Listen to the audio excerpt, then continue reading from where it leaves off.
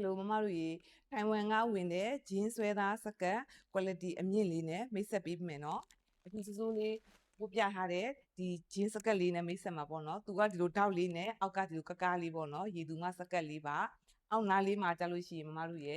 သူကအောက်နားလေးမှာဒီလိုမျိုးပေါ့ပန်းဒီလိုပန်းလေးတွေပါမှာပေါ့နော်တပြီးတော့ဒီလိုတောက်လေးနဲ့ခါးလေးကတော့မမတို့ရေမျှော့ကြိုးလေးပေါ့နော်သူကဂျင်းဟိုမှာကာလာကအနုနဲ့အရင်နဲ့လာတာပေါ့နော်အခုပြတာအနုစိုးစိုးပြထားတာအရင်လေးပေါ့နော် site လေးတွေကလည်းမမတို့ရဲ့ site စုံပါတယ် site ကြီးမမတွေပါတဲ့အတွက်ကကြတော့ပို့အဆင်ပြေတယ်သူက left side 80 280 380 480ထိပါတယ်နော်မမတို့ left side ဆိုလို့ရှိရင်လည်းလေခါဆွဲတဲ့ခါကျတော့မရဲ့ဆွဲမတိုင်းဘူးဆိုလို့ရှိရင်30ဆွဲတိုင်းရင်34ပေါ့နော်တင်ကကြလို့ရှိရင်44ရှိတယ်စကတ်ရဲ့ဒီလိုအရှည်ကကြလို့ရှိရင်မရဲ့